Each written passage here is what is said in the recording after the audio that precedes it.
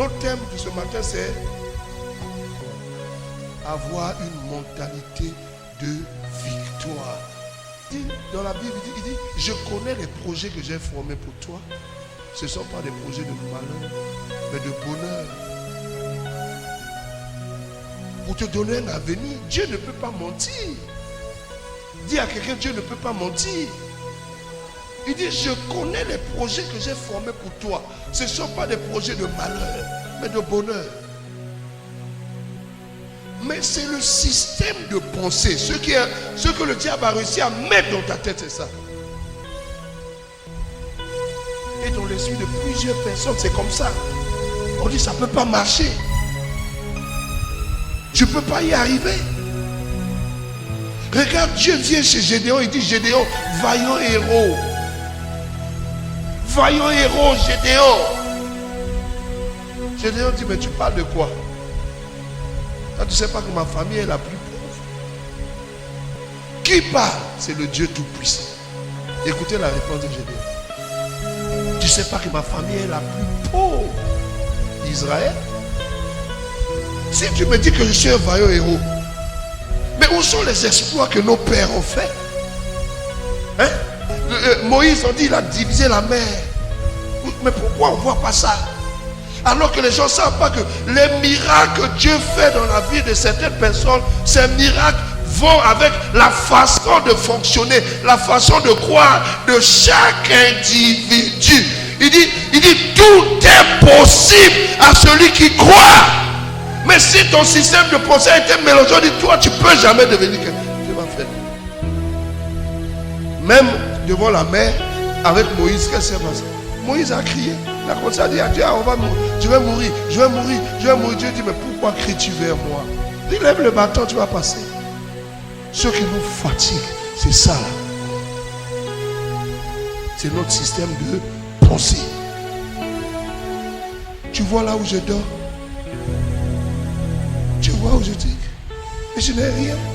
Comment papa tu peux dire que je vais réussir? Donc la vraie conversion d'un enfant de Dieu, c'est une conversion. Je ne vais pas appeler ça conversion, je vais appeler ça changement de pensée. On dit, oh mais toi là, ouf. Toi là, depuis là, tu es là, tu ne fais pas enfant. Tu dis qu'il est écrit qu'il n'y aura pas de stérile dans la maison de Dieu. Mais quand on dit ça, on dit, c'est vrai, ma maman aussi. Ma maman aussi, c'est comme ça.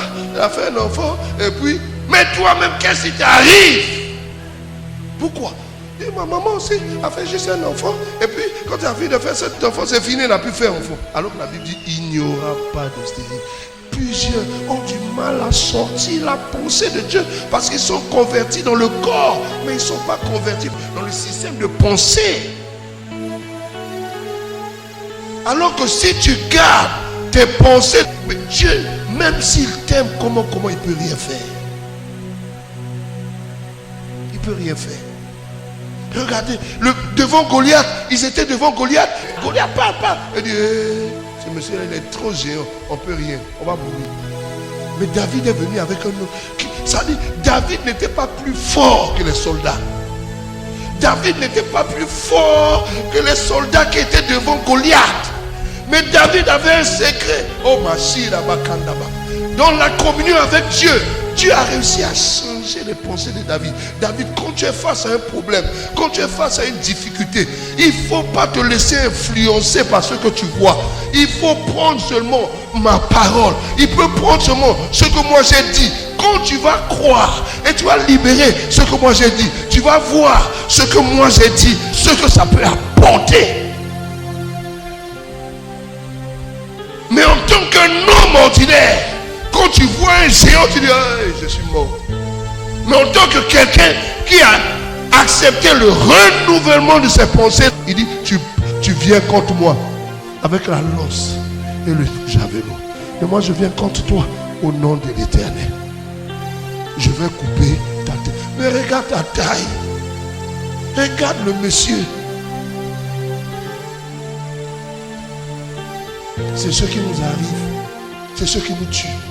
Au nom puissant de Jésus-Christ. au nom de Jésus-Christ, ta façon, ton système de pensée change. Et chaque fois que tu vas penser comme la Bible dit, au nom de Jésus-Christ, tu seras élevé. Chaque fois que tu vas penser, tu vas dire, comme Dieu a dit, dans le nom de Jésus-Christ, Dieu va te bénir. Dieu va t'élever. Dieu va se... Ah, ma chérie. Pour moi, Éphésiens 6, 10 à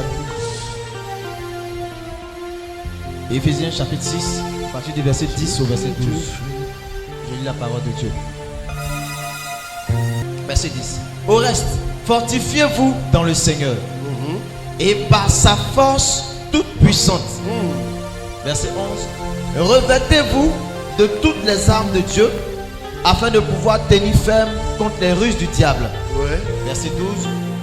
Car nous n'avons pas à lutter contre la chair et le sang, mais contre les dominations, contre les autorités, contre les princes de ce monde de ténèbres, contre les esprits méchants dans les lieux célestes. Parole du Seigneur, tu peux t'asseoir. Ne vois pas ce qu'il y a autour de toi. Ne vois pas ce que tu vis, ce que tu traverses. Le changement de ton univers est dans ton esprit. Le changement des choses que tu n'aimes pas autour de toi est dans ton esprit. Et ce matin, ces choses, les bonnes choses qui sont en toi, que tu veux, que tu attends, tu vas les sortir. Et autour de toi, les choses vont changer au nom de Jésus. Ici, écoutez la parole. Il dit, fortifiez-vous dans le Seigneur. Ça veut dire quoi? Il dit, fortifiez-vous dans votre esprit. Soyez forts dans l'esprit. Dis Amen.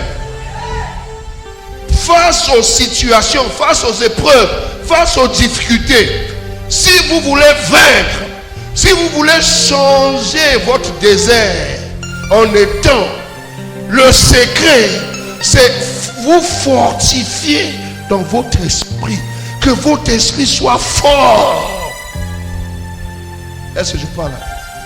Souvent je regarde certaines personnes, je me pose la question, est-ce que quand ces gens ça viennent à l'église, ils savent, est-ce qu'ils savent ce que représente l'église pour leur vie, pour leur suivi? Je me pose la question souvent. Est-ce que c'est devenu juste un effet de mode? Je m'en vais à l'église. Est-ce que tu sais ce que l'église, la puissance que Dieu a déversée, la parole que tu tiens, est-ce que tu sais ce que tu as dans ta main? Il y a des gens, quand tu les vois venir, même devant l'église, ils sont en train d'insulter les autres. Ils sont en train de parler mal. Ils viennent et puis ils s'assoient à l'église. Ils sont là. Parfois tu vois les gens, je vois même les commandos. Je vois certains frères, tu as l'intention, ça rigole. Je me dis, mais les gens là ne savent pas ce qui se passe. Pour toi, l'église a perdu. Tu ne connais pas la valeur de l'église. Du Dieu qui est dans l'église, tu ne connais pas. Tu fais semblant. Tu ne sais pas. Si tu savais, ton rendez-vous, il dit de ne pas manquer dans l'assemblée des saints. De ne jamais manquer. Si tu pouvais savoir, si Dieu pouvait ouvrir ton esprit pour voir comment Dieu prépare le culte, ceux qui déploient. Si tu pouvais savoir, toi, tu devais préparer ton culte de dimanche, même le vendredi. Tu ne sors pas. Parce que tu te dis que tu vas rencontrer Dieu. Tu ne devais même pas laisser sortir de ta bouche un certain nombre de choses. Tu devais faire attention à un certain nombre de choses. Mais parfois, même devant l'église, tu es en train de parler mal à quelqu'un. Même quand tu t'assois là, dans ton cœur, tu dis des choses. Pourquoi? Parce que le diable a fermé. Et le temps que tu passes, c'est un passe-temps. Ce n'est plus un temps bénéfique. Pour que quand tu vas aller lundi, que tu puisses obtenir des résultats. Quand je vois, je suis attristé. Dieu ne ment pas. Si ton esprit n'est pas fort, si ton esprit n'est pas soudé dans Dieu, tu vivras une vie normale. Alors que Dieu t'a donné une vie extraordinaire. Je ne veux pas vivre une vie normale. C'est pour ça qu'il dit fortifiez-vous. Pourquoi il dit fortifiez-vous? Parce qu'il sait que vous, en tant qu'enfant de Dieu, il dit vous aurez des tribulations dans ce monde. Là où quelqu'un va postuler facilement pour avoir un travail, mais toi, avant d'arriver, tu trouveras combien de barrières avant d'arriver à cette société. Tu trouveras combien de choses avant d'arriver là-bas. Pourquoi? Parce que le diable sait que tu marches avec un esprit supérieur. Mais ce qui réjouit le diable, c'est que toi tu ne le sais pas. Et tant que tu ne le sais pas, là où Dieu a dit victoire, ce sera pour toi comme un échec.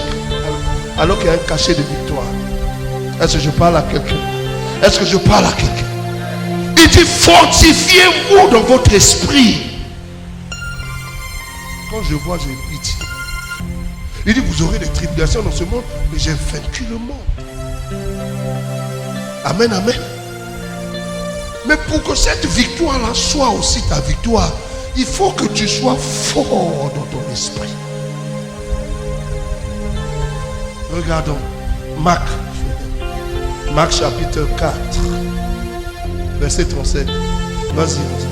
Marc chapitre 4, verset 35. Ce même jour, sur le soir, il dit ce même jour, sur le soir, Jésus leur dit, passons sur l'autre bord. Verset 36. Après avoir envoyé la foule, ils l'emmenèrent dans la barque où il se trouvait, et il y avait aussi d'autres barques avec lui. Verset 37. Il se leva un grand tourbillon et les flots se jetaient dans la barque au point qu'elle se remplissait déjà. Et lui, il dormait à la poupe sur le coussin. Ils le réveillèrent et lui dit, Maître, ne t'inquiètes-tu pas de ce que nous périssons? Verset 39. S'étant réveillé, il menaça le vent et dit à la mer, silence, tais-toi. Et le vent cessa et il y eut un grand calme. Verset 40. Puis il leur dit, pourquoi avez-vous si peur? Comment n'avez-vous point de foi? Ils furent saisis d'une grande frayeur et se dirent les uns aux autres, quel est donc celui-ci? Quel est donc cet homme à qui obéissent même le vent et la mer? C'est ce type d'homme. Dis, c'est ce type d'homme que Dieu veut que je sois. Dis, c'est ce type de personne que Dieu veut que je sois. Personne que Dieu veut que je sois. Dis, ce matin, c'est ce type de personne que je suis. Ce matin, c'est ce type de personne que je suis. Dis, ce matin, je dis, c'est le type de personne que je suis. Ce matin, c'est le type de personne que je suis. Malgré que Jésus était avec eux, il y a eu des attaques. Malgré que Jésus était avec eux dans la barque, il y a eu des attaques. Et physiquement, Jésus n'est pas avec toi. Comment tu peux penser que tu ne sois pas attaqué? Mais tu dors, tu ronfles, tu cries même dans ton sommeil. Tu dis non, je suis, non, voilà, je me sens pas bien.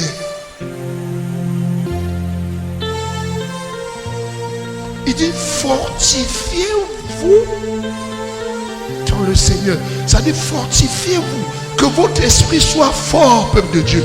Soyez fort dans la tête, parce que moi, je vous ai promis Canaan. Mais Canaan, ce ne sera pas facile pour l'avoir. Mais vous allez l'avoir à une seule condition, que votre esprit soit fort. Si ton esprit n'est pas fort, Canaan n'est pas pour toi. C'est pour ça que je te dis, fortifie-toi dans ton esprit. On voit ici la tempête, le vent. Mais on voit un homme qui est fort dans son esprit. On voit un homme qui sait qui il est. On voit un homme qui a vaincu le diable, les démons. Il dormait. Il dormait. On dit quoi? Jésus dort. Jésus faisait quoi? Lis le verset 39. 39. Verset 39. S'étant réveillé. Non, verset 38. 38. Et lui, il dormait à la poupe sur le coussin. Regardez, si la Bible dit que Jésus dormait, ça veut dire que Jésus dormait aussi. Ce n'était pas une formule de politesse. Jésus dormait. Tu sais, quand un homme est fort d'esprit, ce que les autres voient comme des problèmes, pour lui, c'est un début de solution. C'est un début de réponse. On dit Jésus dormait. Pourquoi? Parce que pour Jésus, il n'y a pas de menace. La tempête n'est pas une menace. Si elle peut être une menace pour certaines personnes, mais pour moi, Jésus, la tempête n'est pas une menace. Si le problème de chômage peut être une menace pour quelqu'un, pour moi, ce n'est pas une menace. Mais tout dépend de ce qui se passe. Est-ce que mon esprit est fort? Le diable nous a laissé de venir à l'église, mais il nous a mis dans l'esclavage de la pensée, l'esclavage de l'esprit. Et il sait que tant que nous restons comme ça, des choses ne vont pas bouger. Mais quelqu'un doit y dire ce matin, quelqu'un me dira ce matin, ça va changer au nom de Jésus. Alléluia. Alléluia. Et la Bible nous dit quoi? Il dit Jésus, dans le verset 38, Jésus dormait. J'aime tellement ce côté. Remarquez l'attitude des disciples. Mais on dit Jésus dormait. Jésus dormait.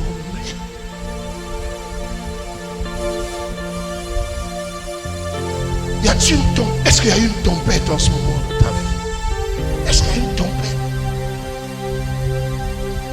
Est-ce qu'il y a une tempête en ce moment dans ton travail, dans ta vie, dans ton église, Est-ce qu'il y a une tempête?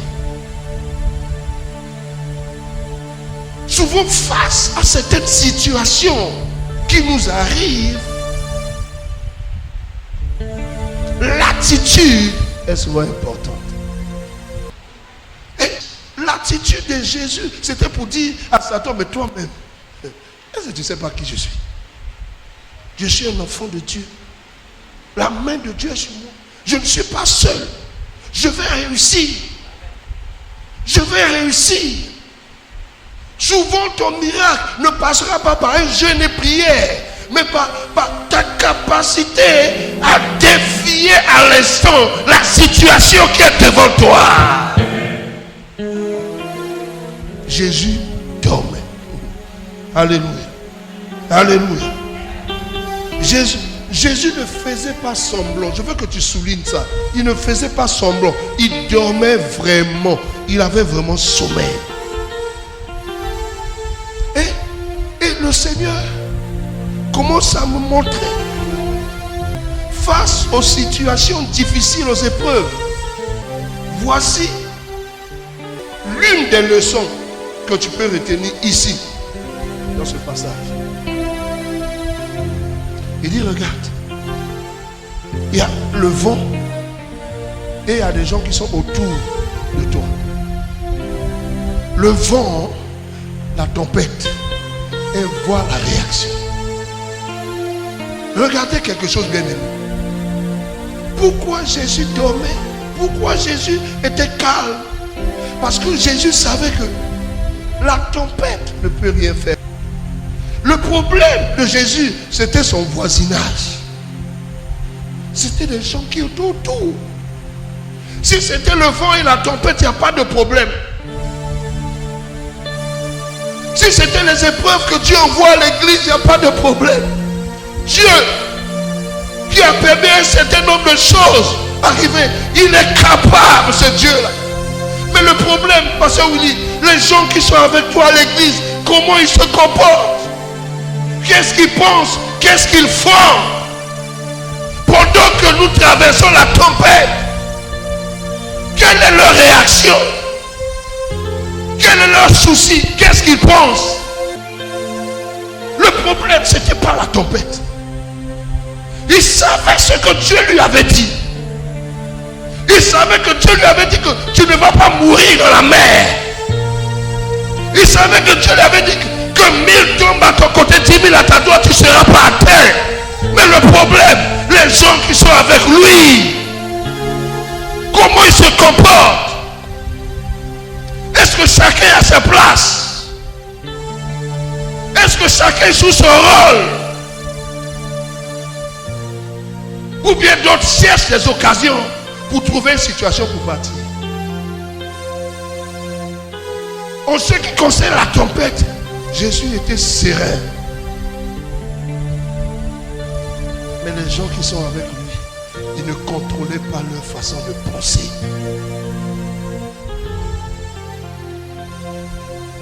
Quand Jésus dit fais ça, d'autres font, d'autres ne font pas. On a un moment de jeûne, prière, d'autres font, d'autres ne font pas. Le pasteur Willy, tu veux que je les aide comment? Si ce que je dis, les instructions que je donne, pendant que je donne, c'est là où celui qui mangeait seulement un pain, quand on dit qu'il y a marathon, c'est là il va manger 10 pains par jour. Bon, maintenant, comment moi je vais faire pour aider ces personnes-là? Quand il n'y a pas marathon, ils ne mangent pas. Hein? On dit à checker là, oh non, je n'ai pas fait. Mais quand on dit non, marathon de prière commence. Moment de prière, moment de délivrance, c'est là il va manger. Il dit, on voyait à checker 500, 10 poissons.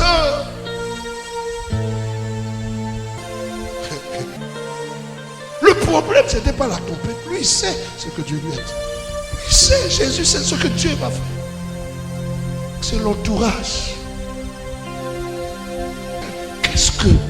Qu'est-ce qu'il y a dans leur tête? Qu'est-ce qu'ils se disent? Est-ce qu'ils sont en phase?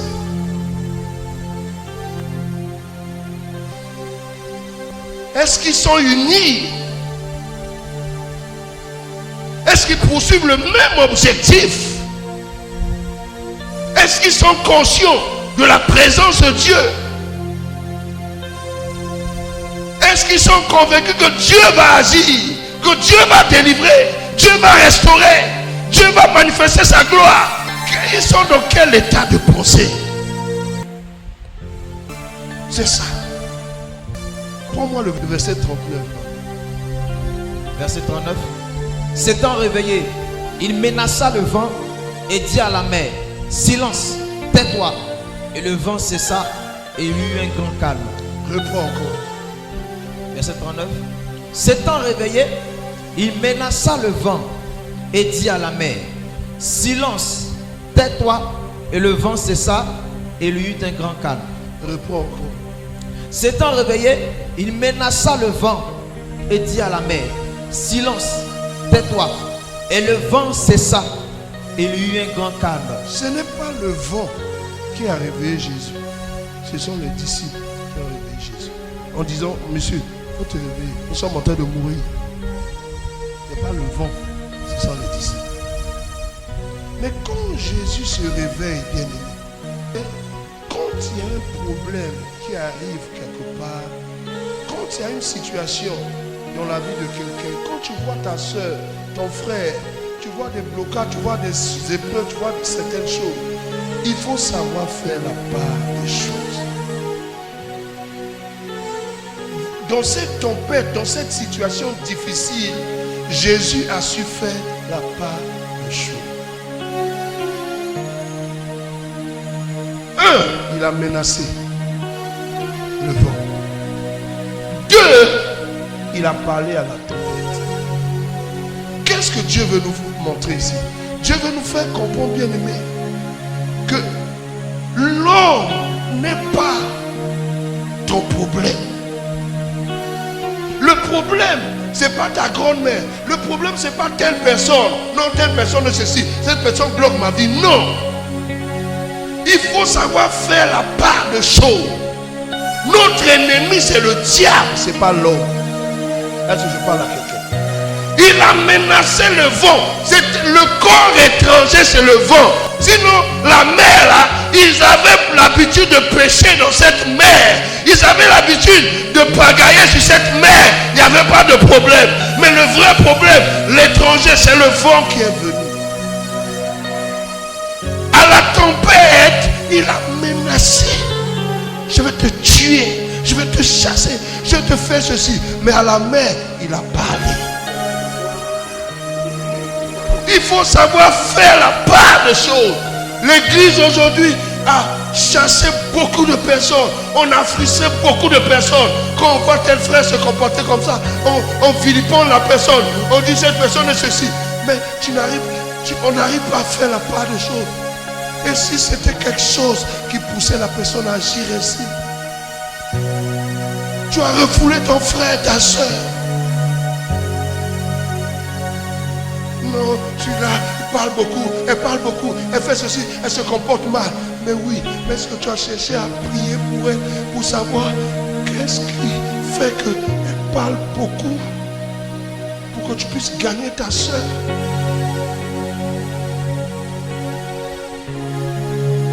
Le vent, qui est le corps étranger, qui est l'esprit qui empêche cette soeur, ce frère de se marier, de rester calme, de vivre une vie de chasteté, de marcher dans la volonté de Dieu. C'est cet esprit qu'on doit menacer. L'esprit qui fait qu'aujourd'hui, la croissance, les gens négligent l'église. Les gens ne veulent pas venir à l'église parce qu'on se dit non, les pasteurs bouffent l'argent, les pasteurs font ceci. L'église, il y a fétiche, il y a médicaments, tout. Mais non, bien-aimé, l'église c'est notre refuge. On ne doit pas laisser l'église, mais on doit s'attaquer à l'esprit qui fatigue l'église. Et la Bible dit, un homme est esclave de ce qui a triomphé de lui.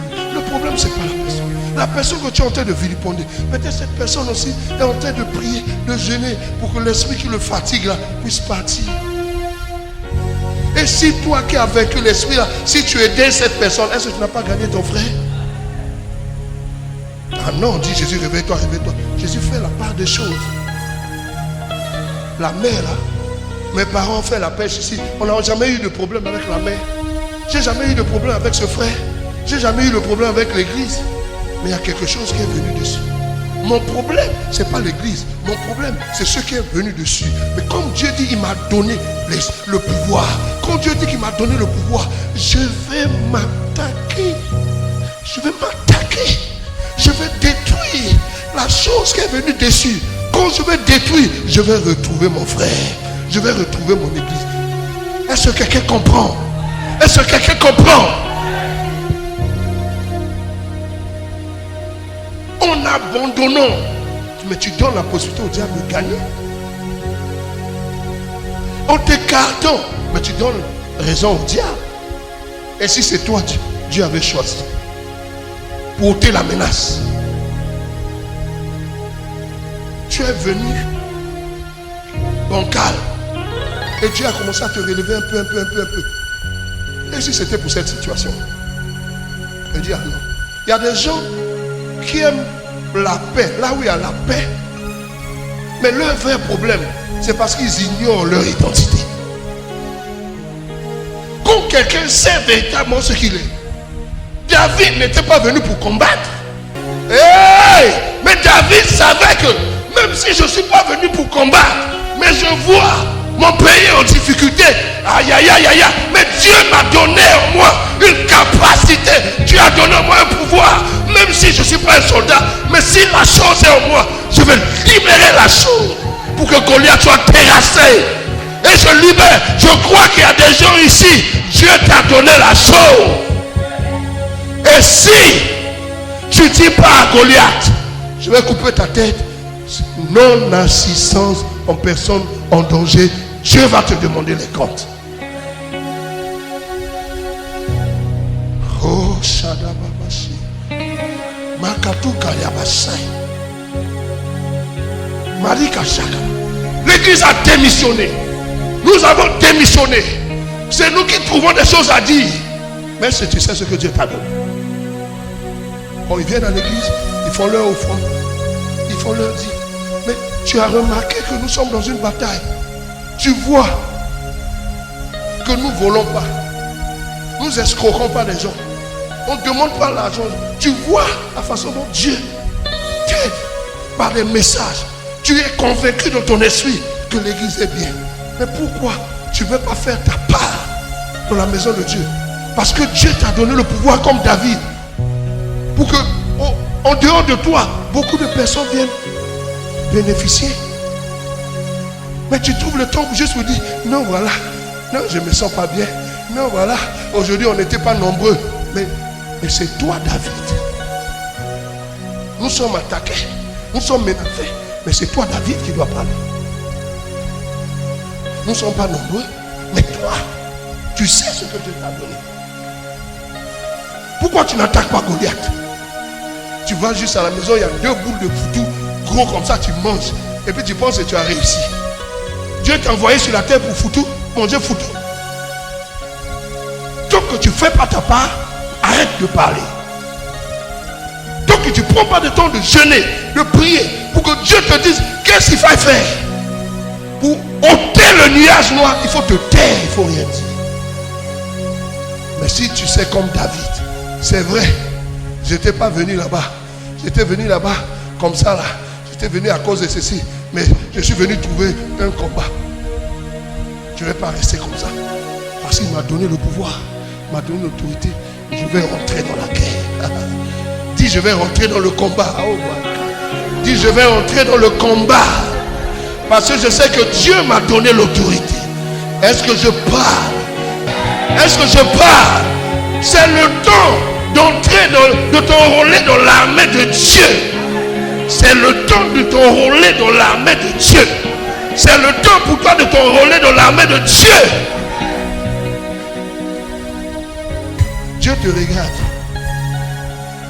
Il dit, si tu ne réussis pas cet examen, tu ne vas pas passer en cas supérieur. Dieu n'a pas de montre. C'est toi qui as une montre. Il est l'Éternel. Il te regarde.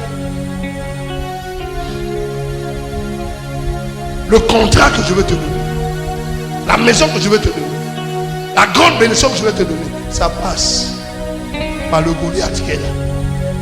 Mais si tu évites le combat, tu évites aussi ta bénédiction. Est-ce que je parle à quelqu'un? Il faut que tu renouvelles ton intelligence.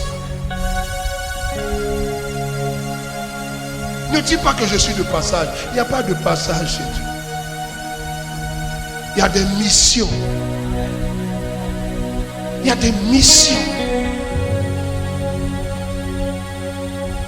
C'est pour ça que quand je suis ici, je prends mon travail ici comme la mission de ma vie. Même si Dieu m'a dit des choses. Parce qu'il dit, si tu es fidèle, dans les petites choses, je te donnerai des grandes. Celui qui n'a pas vaincu une petite armée ne pourra pas vaincre une grande armée. Il dit, si tu es fidèle dans les petites choses. Comment tu t'es comporté quand on était petit? Quelle était ta part quand on était petit? Si tu as été spectateur, pourquoi tu veux demander des grandes choses? Le vrai problème de l'église, c'est que beaucoup de gens viennent à l'église, ils écoutent avec leurs oreilles, mais ils n'écoutent pas avec leur esprit. Tu vois Marthe, tu vois Jésus, tu vois Marie. Marthe était en train de pleurer en disant, oh Seigneur, il était jeune, notre frère ne doit pas mourir, il est jeune, oh Seigneur. Mais rien n'arrivait. Lazare était toujours mort. Beaucoup de gens parlent avec la bouche, la chair, et ils ne voient pas de résultats. Je suis venu te dire, dans le christianisme, on réussit quand on parle à l'esprit. Jésus était un homme d'esprit. Il savait que la seule manière pour Lazare, pour entendre la voix de Jésus, il fallait que Jésus parle à l'esprit de Lazare. Makuta Masara. Jusqu'aujourd'hui, tu parles, mais ça s'arrête au niveau des oreilles et tu ne vois pas grand-chose. Mais comment les gens arrivent à vivre des choses incroyables? Parce qu'ils ont compris qu'au niveau des oreilles, il n'y a pas de résultat.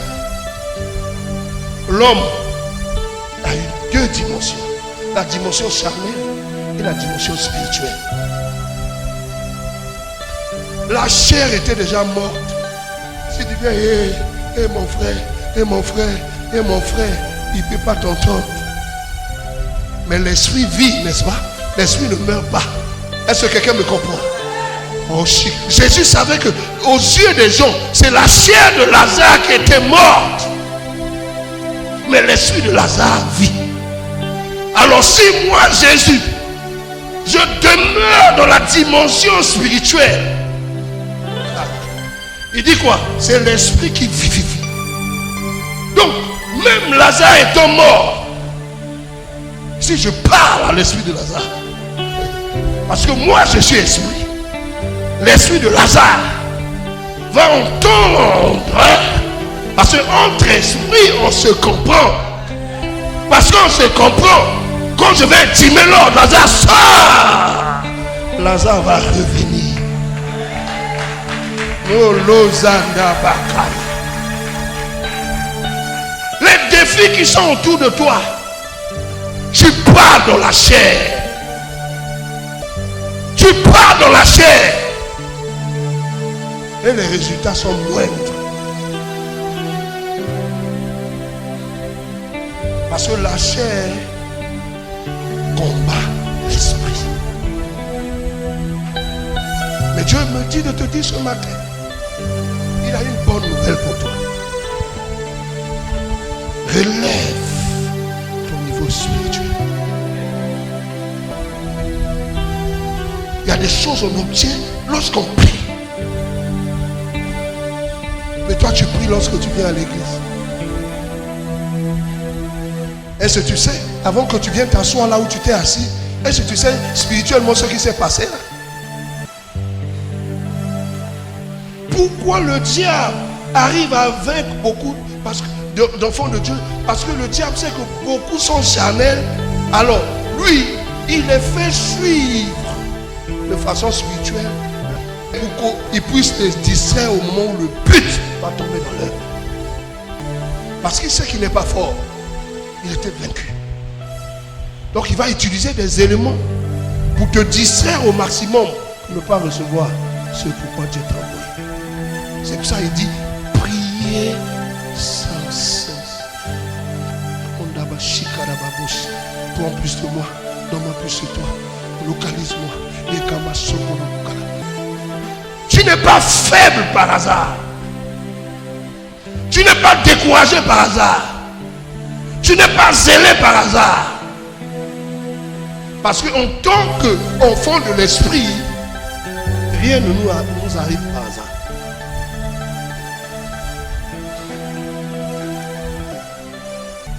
Bien aimé, quelqu'un peut te donner. Oh mon Dieu. Souvent nous aimons, c'est-à-dire les bénédictions. Mais si tu n'es pas à une certaine dimension spirituelle, bien aimé, il y a des choses qui peuvent venir sous forme de bonheur, mais c'est un malheur. Donc, dans tous les cas, il faut que je sois élevé en esprit.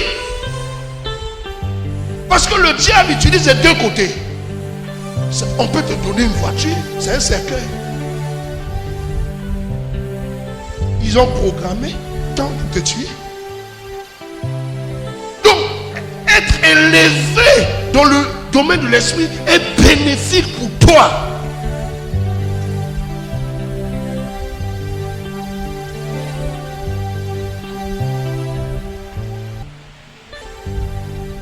Il faut élever ton niveau. Tu sais, jusqu'aujourd'hui, tu as parlé aux oreilles de ta situation. Tu n'as pas encore parlé à l'esprit qui est derrière. Ce matin, je veux que tu parles, pas aux oreilles. Parce que c'est l'esprit qui vivifie. Tu as dit, toi qui as bloqué mon élévation, ma bénédiction, mon succès, ma gloire. Ce matin, je déclare, comme pour ce monsieur-là, je déclare la restitution totale au nom de Jésus-Christ. Je dis au nom de Jésus-Christ. Tu prends ma vie, tu prends mon étoile, ma bénédiction, pour faire ton commerce, pour réussir dans ce que tu es en train de faire. Mais je dis aujourd'hui, c'est la fin. On obtient les résultats quand on sait parler. l'esprit du Christ. Jésus est venu. Quand tu vois le figuier, tu cherches oreille de figuier, il n'y a pas. Mais chaque chose que Dieu a créée, quand tu viens payer ta dîme, il y a l'enveloppe que tu viens donner ta dîme. Mais je vous dis souvent, il y a l'esprit qui est derrière l'enveloppe. Dieu ne bénit pas. Ce qui monte vers Dieu, ce n'est pas l'enveloppe de ta dîme. Ce qui monte vers Dieu, c'est l'esprit de la dîme que tu obéis. Donc quand tu viens donner, Dieu regarde l'état de ton cœur, l'état de ton esprit. Quand tu viens apporter ça à Dieu. Le pasteur peut venir voir, il voit ton enveloppe. Oh, alléluia, sois béni, béni la soeur. Mais si ton cœur tu penses autre chose, ce n'est pas le pasteur qui bénit. Il dit, Dieu dit, même moi de la sorte à l'épreuve. Dieu ne prend pas l'enveloppe, Dieu prend l'esprit avec lequel tu es venu faire au fond. Tu es venu apporter à Dieu. On va continuer dimanche prochain. Acclame le Seigneur. Oh, Yabash. Je veux que tu te lèves là.